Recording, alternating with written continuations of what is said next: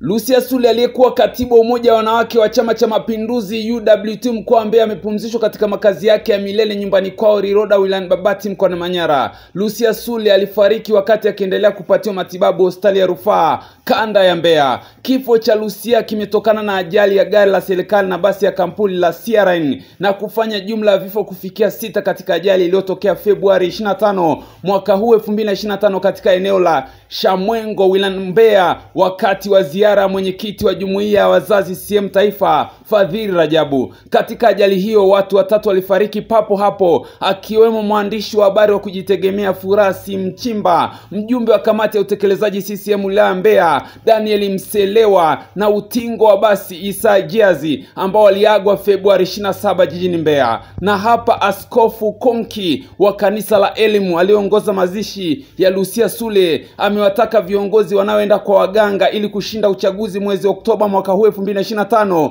waache mara moja. Katika hatua nyingine, Askofu Konki ameongoza waombolezaji katika kuiombea familia ya Lucia Sule kutokana na wanaopitia wakati huu, na hata gari waliokuwa wanasafirisha mwili kutokea Mbeya kuja Manyara lilipata ajali na watu wengi walijeruhiwa katika ajali hiyo akiwemo mama mzazi. Mimi naitwa Hassan Thabiti na hii ni sehemu ya mahubiri ya Askofu Konki.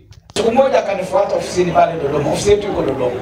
Kaniambia, baba, mimi sasa niko huko, nitakuwa nasali wapi? Nikamwambia utasali Chang'ombe kanisani kwa askofu wetu wa jimbo. Lakini baadaye tujapata tena taarifa zake, na unajua watu wa kazi na nini. Leo tunakutana na mwili wake hivi. Maisha haya ni ya muda, na kila mmoja ajiheshimu. Ni aibu sana kusikika afisa mzima naenda kwa mganga, afisa mzima unakwenda kutabika, mara umtoa mbuzi, mara unasema fulani atakufa. Itakusaidia nini? Wewe unafikiri mwenzako akifa wewe utabaki? Wewe unafikiri wewe ni mtu muhimu kuliko mtu mwingine? Heshimianeni, heshimuni nafasi. Jina lako linanuka kwa kwenda kwa waganga, mnatia aibu. Na lingine ni rushwa. Ndugu zangu, rushwa inanyang'anya, inawapotezea haki watu wenye uwezo. Watoto maskini wanakosa nafasi muhimu kwa sababu ya rushwa. Watu wenye uwezo tunawakosa kwa sababu wenye nguvu wanapita na fedha zao. Naomba mheshimuni Mungu. Heshimuni Mungu. Kila mwenye nafasi aheshimu. Nafasi ni zawadi tu ya leo. Kesho iko kwa mtoto wa yule mtu mwingine. Na Mungu humpa atakaye na humnyima atakaye kumnyima. Amen. Naomba sana. Hata baada ya hapo, endeleeni kuombea taifa letu. Mwombeni sana Mheshimiwa Rais wetu. Hizi changamoto zipo za ajali zinatokea, na rais ni mtu anatembea na vyombo vya moto, anatembea angani duniani. Ombeni sana rais. Sana. Ombeni sana viongozi wa chama na wale wote wanaogombea. Hebu hizo nafasi ziombeni kwa upendo. Omba, ukikosa mwache mwingine aliyepata. Hebu yule anayepata umuone ana haki kama wewe pia. Usione una haki ya kung'ang'ania wewe. Uone na mwingine pia ana haki kama wewe. Mkifanya hivyo Mungu atawabariki. Tumepokea zawadi nyingi. Wakati mwingine unapokea zawadi ya gari, iko kwako, unaitumia kila siku, unasema hii gari ni zawadi. Na aliyekupa hakudai tena maisha yako yote. Utatumia unavyotaka, lakini hata ukitaka kuuza unauza. Lakini uhai sio hivyo. Ni zawadi ambayo unapewa na unaweza ukatumia unavyoona inafaa, lakini pia utatolea hesabu na muda wake anao yeye, na muda ule ukiisha ataitaka tena. Na kwa hiyo zawadi hii ni zawadi ya kipekee kidogo.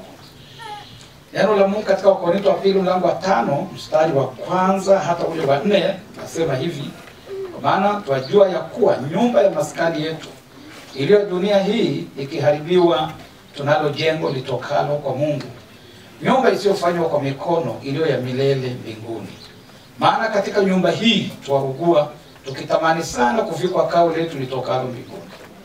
Ikiwa tukiisha kuvikwa, hatuonekani tu uchi, kwa sababu sisi tulio katika maskani hii twarugua, tukilemewa, si kwamba twataka kuvuliwa, bali kuvikwa na kile kipatikanacho na mauti, kumezwa na uzima. Amen. Bwana asifiwe. Amen. Haya ni maisha yetu na hali ya maisha yetu. Maisha yetu ni safari ya hatua. Pale ambapo tunapozaliwa katika maisha haya tunafanana, tunakuwa pamoja. na hatuna namna ya kuona kwamba tuna tofauti. Watoto wa watu wenye nguvu, maskini wanacheza pamoja. Wakati mwingine wanaishi kwa namna ambavyo hata sisi hatupendi. Watoto wananyonya pipi, anampa mwenzake ananyonya. Nafanana. Lakini pale ambapo tunaanza kuwa watu wazima, tukitoka kwenye ule utoto, maisha yanajigawa. Pale tunapoanza kutegemea uwezo wa kuamua, maisha yanatulevu kutokana na nafasi zetu. Tunagawanyika, wengine kila watu wanataabuana kwa namna yao, wenye uwezo kwa namna yao, wanasiasa kwa namna yao, na kila mtu tuna makada tofauti, nataabuana hivyo. Tofauti hiyo inakuwepo kwa muda wote ambao tunakuwa na kazi na zile nafasi. Ni kitambo tu hivyo. Tunapokuwa hivyo na hizo nafasi, hatuhisi tena kama tutafanana. Tena hata kama tutafanana, hatuhisi hivyo. Hata tukiandaliwa kwenye karamu fulani, tukienda tunatengwa hivyo. Wengine utakaa pale, wengine utakaa pale, wengine utakaa hivyo. Na hatuhisi kama kuna namna ya kufanana. Ukweli ni kwamba binadamu wanafanana. Hakuna anayeweza kukumbuka hilo. Tunapokuwa na afya, tunapokuwa na uzima, hakuna anayeweza kufikiri kama tunafanana. Tunaona hatufanani kwa sababu ya zile tofauti za maisha, level ya maisha. Wakati mwingine hata kuna watu tunasema fulani rafiki yangu. Ana wewe angalia level yake tu, sio rafiki yako. Wewe level yako rafiki yako. Na unajitahidi kuwa rafiki wa mtu mwenye nafasi, sio rafiki wa mnyonge. Wanadamu wanahangaika hivyo. Na wale wenye nafasi hawahitaji kurudi kwa wale wa chini, wanahitaji zaidi kutafuta nafasi ya juu. Kwa sababu na kila mtu anataka aonekane anapanda juu. Lakini kwa maisha hayo ya kutofautiana, tunatofautiana kimaamuzi na hata kinafasi, kimaisha, tofauti kubwa sana. Inaishia pale nafasi zetu zinapofika wakati fulani. Wakati kama huu tunarudi pamoja. Wakati mgumu kama huu tunarudi pamoja, tunakuwa pamoja. Hapo ndipo tunapofanana. Aliye na nguvu na aliye dhaifu wote wanafanana, kwa sababu wote wanakufa. Pale tunapokufa ndio pale ambapo tunapokutana, kila moja anapoteza ile hali ya kuhisi kwamba yeye ni mtu wa muhimu. Unahisija kwamba wewe ni mtu wa muhimu? Hauhisi. Umefiwa ama wewe umepoteza maisha, ni sawa tu na yule mnyonge. Wote mnakuwa mmefanana. Ule utukufu haupo tena. Watu watabeba, watu watakuombolezea, watu wote watalia, na watu wote wanaogopa kifo. Wote tunaogopa kufa. Tunasahau pale kifo inapotokea, tunaona kwamba kumbe maisha haya tulionayo ni sawa na maisha ya mjanja na ya mjinga, na ya mpumbavu na ya mwerevu, na ya mwenye hekima, kwa sababu wote wanalala kaburini. Basi utukufu uko wapi? Na heshima ya binadamu iko wapi? Basi fahari ya maisha haya yako wapi? Kumbe maisha yetu ni zawadi ambayo tunapokea kutoka kwa Mungu, na tunapaswa kuitumia kwa hofu. Kwa kuwa ni zawadi ambayo haikuachwa. Ni zawadi ambayo unapewa na mwenye kukupa naendelea kuangalia. Mpaka utakapoondoka utaitolea taarifa. Ninyi watumishi wa serikali mnaogopa sana kutoa ripoti ya kazi zenu. Kwamba mtoe ripoti nzuri. Kila mmoja wenu. Hata sisi viongozi wa kanisa, na hata mimi baba askofu, wale wa chini yangu wanaogopa. Kwa sababu kila mtu anajali asipate sifa mbaya, awe na sifa nzuri, awe na rekodi nzuri, lakini hakuna anayewaza kuhusu matumizi ya maisha haya. Ingawa juhudi kubwa zinakuwepo kwenye makanisa ya kuhubiriwa juu ya usafi wa maisha ya imani, si kweli kwamba tunajali. Tuna uhuru mkubwa sana wa matumizi ya maisha haya. Wakati mwingine hatufikirii, wakati mwingine hata nafasi ya kumshukuru Mungu hatuna. Wengi tunafanya kazi nyingi, jioni ikifika kila mtu analala. Wakati mwingine hata kushukuru Mungu inakuwa ngumu. Nikafikiria sana, kuna mtu anapanda ndege, kuna mtu anatembea na gari, hajashukuru. Kuna mtu anatembea na miguu lakini jiona ambaye Mungu asante umenitia nguvu nimefika hapa. Yamfikiria. Na mtu anakula chakula mpaka anamwaga. Lakini yule anayelala na njaa anamwambia Mungu asante leo nimekosa kesho utanipa. Kuna mtu anaumwa. Anamshukuru Mungu anamwambia Mungu asante. Asante kwa nguvu nilionayo naamini bado wewe ni mwema utaniponya. Lakini kuna mwenye afya ashukuru hata jioni ikifika lala tu. Tunachukulia maisha haya kama zawadi isiyo na maana. Tusifanye hivyo. Tunakwenda makanisani tunahubiriwa kwa juhudi kubwa. Tunakuwa Kristo sana siku ya msiba. Tunakuwa watu wenye dini sana kwenye msiba. Kila mtu anakuwa muumini kwa sababu ya ile hofu ya mauti. Baada ya kutoka hapa dakika 20 tunarudi kwenye hali ya kawaida. Tusifanane na ndege. Ndege wana tabia kukaa juu ya mti, mmoja wao anakamatwa pale chini, wenyewe wanazokimbia wakirudi kwenye mti ule mahali pana chakula, wanaenda kwenye mtego ule ule. Tutafakari juu ya maisha haya kama zawadi ndogo tu ya muda. Fikiri maisha haya tuna miaka 60 70 umechoka. Na ni kitu kidogo. Umechoka.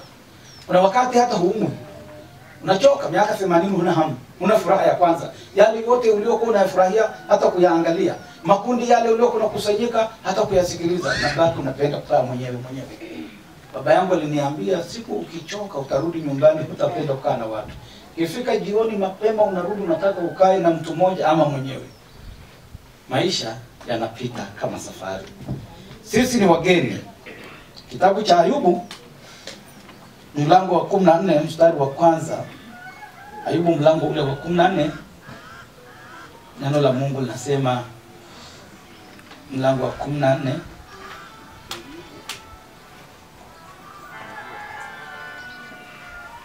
asema mwanadamu aliyezaliwa na mwanamke siku zake za kuishi si nyingi nayo hujaa taabu. Yeye huchanua kama vile ua kisha ukatwa ukilia kama kivuli. Wala kai kamwe.